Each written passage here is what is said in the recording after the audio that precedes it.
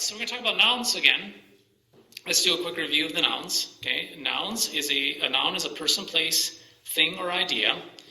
In Koine Greek, nouns have grammatical gender. Okay, if you remember, they have gender, male, female, and neuter, which does not necessarily correspond to biological sex. The gender of a noun affects the form of the articles, adjectives, and pronouns that agree with it. Okay, so if you're going to have, a reference in a sentence, for instance, let's just say you have two individuals, a male name and a female name, and later on you have a pronoun. That pronoun is going to be what? Masculine, refers to the masculine name. Okay, so you cannot choose your own pronoun in Greek language, quite literally. Okay, and so not only was that a failed social experiment that we've had in America, but it's a grammatical disaster. Okay, it doesn't work grammatically either. Okay, all right. The number of nouns. Greek also has numbers of nouns that are shown. They indicate whether they are singular or plural. The case of nouns. Now, this is the part where we want to be very, very clear on. Nouns have cases. They stand in relationship to each other. Now, if I'm going to have a sentence, okay, if I'm going to have a sentence, let's just say our sentence we've been using and working with is, John hit Paul's ball to Susan. If you look at that sentence, it's actually very simple, but it's very highly complex, if you really think about it. You have John, you have a ball, you have Susan, and you have Paul. So you have three people interacting around an object that's moving.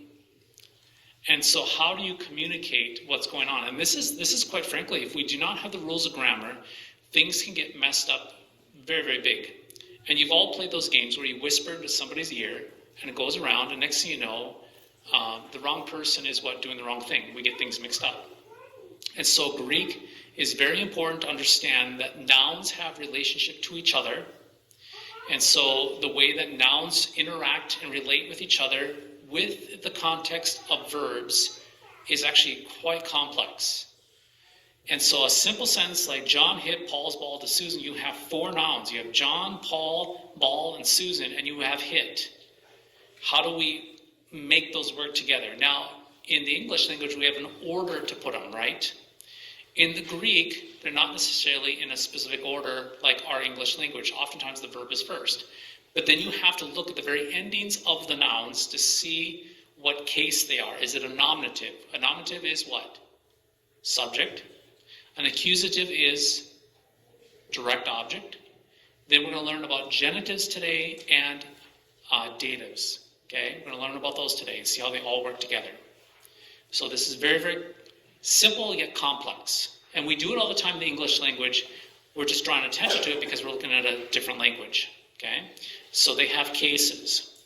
So if you look down on the cases here, you take the name for God. You have ha theos, tu theou, to theo, ton theon. That is all what? Saying God. But one is used in the subject. If you're going to have like God loved the world, you would use what? Ha theos. But if you're to say the world loved God, you'd have to use the world loved ton theon. You see how that works? Because it would be the accusative receiving the action of the verb. So these endings and the articles, when I say articles, they come before. Now, Greek, you'll notice here it's like ha theos, tu theou. It's actually the God, definite. And I have a good friend in Iowa, it's Pastor Aaron Hamilton. Every time we would do Greek study, you would have the name of Jesus, and many times there's an article. The majority of the time it was an article, the. And he would read it, he'd say, and the Jesus. And he would always translate the with it. You don't do it in the English language, you don't need to. But he's not a Jesus, like one Jesus among many, which reminds me of John 14. Jesus says, I am the what? The way, the truth, and the life. There's definite articles. I am the way, the truth, the life. If he was a way, just one of many, there would not be a definite article.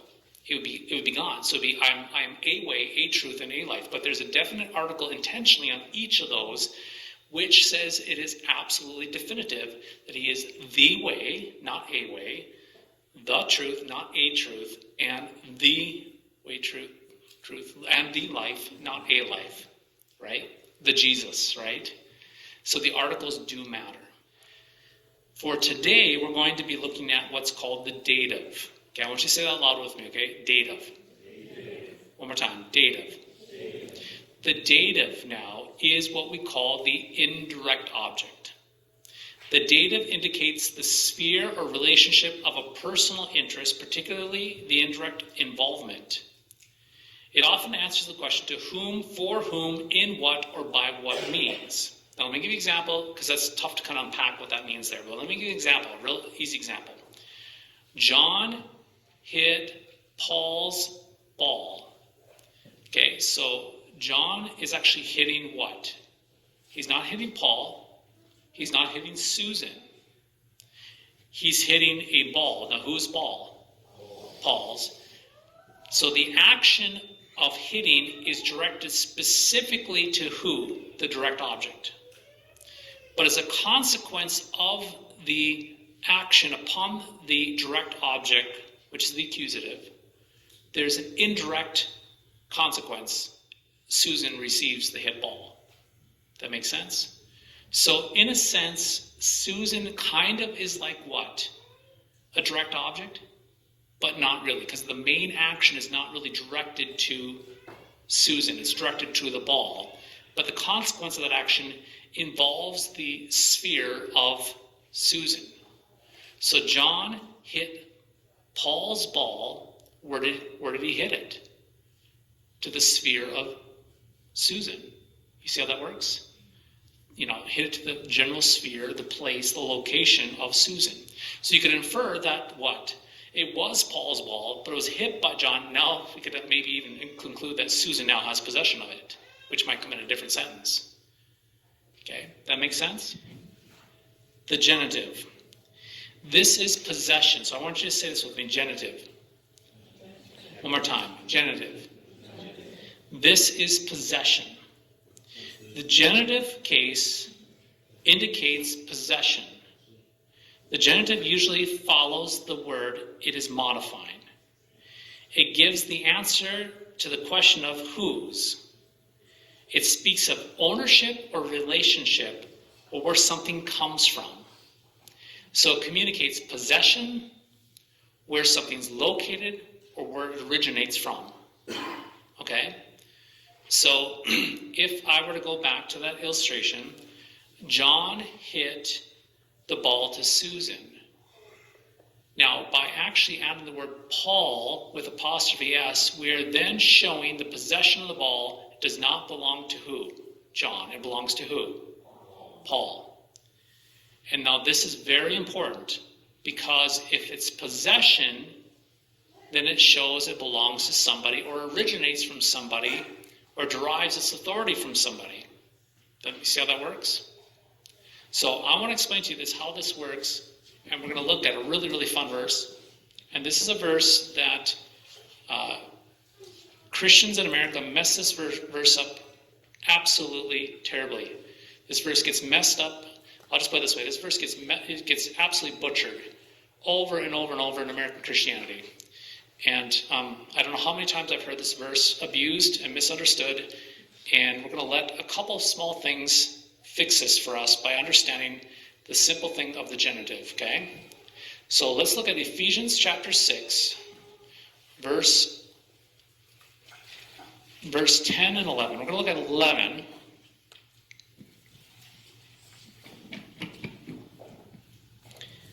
All right, let's look at 10.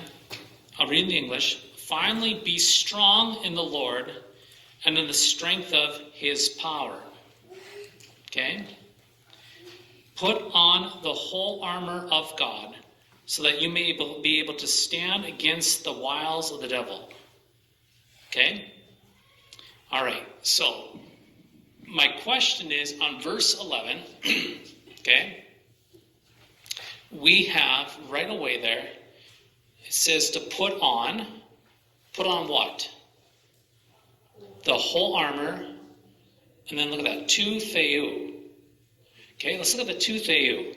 Put on, it says put on the whole armor of, let's see, to theou.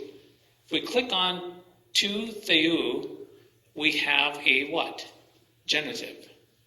So now my question is this. We're to put on the whole armor belonging to who?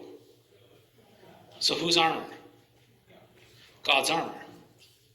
Okay, so now let me ask you a question. Let me give you an example. This is Matt's watch. I love this watch, by the way. It's great. Love this watch. This is Matt's watch. If I were to say, Ian, put on Matt's watch, okay, you would have to conclude then, okay, it's my watch, and we're telling him to put it on. How does he put it on if it's my watch? It has to be what? Given to him. Hear that? So put on the whole armor of God. It's not your armor. It's God's armor. But you're told to be putting it on, which means, you put on the whole armor of God, you go up and you run up to God and you say, give me that armor. Can you imagine Ian coming up and saying, give me that watch, having to beat me over the head and take my watch? Put on the whole armor of God. That means it's God's armor, it's not yours. So if you're to put it on, it comes by the way of gift. And when you wear it, nowhere does it indicate that it becomes what? Yours. It's still his armor, which is the reason why it's good and it's strong. You see what I'm saying? So this verse doesn't say, hey, you Christian, go find some spiritual armor and put it on. It's put on God's armor that belongs to him, not yours. But if it's God's and he gives it and tells you to put it on, and it's his armor, it has to come by the way of gift. You see how that works? So the only reason why this armor is good is because it's God's armor. Hear how that works? It's beautiful, right? So put on the whole armor to theou, of God, for you to be able to stand against the schemes. Oh, what do you have there? The schemes? What do you guys have for the translation? The wiles, the schemes? What do we have going on there? The schemes? Let's click on that. Diabolou. That is, look at that, it's another genitive. Whose schemes? The devil's schemes. So the devil possesses these schemes. So the devil has schemes, God has armor. You're to put on the whole armor of God, and the only way you put it on is his way of gift, because you can't certainly go and take it from him, He's got to give it to you, so that you may stand against the schemes. Whose schemes? The devil's. There's a genitive there. Those schemes belong to the devil. They don't belong to what? The Lord God. They belong to the devil. Isn't that cool? How that works? Now I'm gonna jump into the verbs real quick, okay? Because we're gonna go ahead. Okay, we've been going 25 minutes. I'm gonna give you 5. I'm gonna give you a taste of what we're gonna get into, okay? This is so cool, okay? So if you sense my excitement, I'm really excited about this. Okay, so check this out. Look at the verse before it, right? Finally, be strong in the Lord and the strength of his power. Look at that word. It says, finally, be strong. Look at this, okay? We're going to click on this. Check this out. This is a verb, present, passive, imperative. What on earth? Okay, when we get to verbs, we're going to get to verbs, and verbs have what's called present. They can be tense, they can be like past tense, present, or future. But they also have something called passive or active. If it is an active verb, you're being told to do something. Okay? If it's a passive verb, you are to let it happen to you. Okay, so if I come up to Peter here, and I come up and I'm going to what? Hit Peter. That hitting is in the what? Active voice. But if you want to talk about Peter, so Matt hit Peter. The hitting is what? Active. Now if I want to construct that sentence in a way, you could also say Peter is being hit by Matt. Now he's still the subject, but now the verb is what? Passive. It's happening to him. Peter is being hit by Matt. And then we would conclude the sentence, and then Matt got beat up by Peter. Right? So the passive is when you receive an action. Look at this here. Finally, be strong. That is in a passive voice. So here's what we got to do. Finally, be strengthened in the Lord. So how are you supposed to go and be strong in your own might? Or what are you to be strengthened by another? You're to be strengthened by the Lord in the strength of his power. Whose power? God's power. Furthermore, put on the whole armor of God. So this verse is not about being a bunch of Christian Rambos. This verse has nothing to do about you digging up your spiritual might.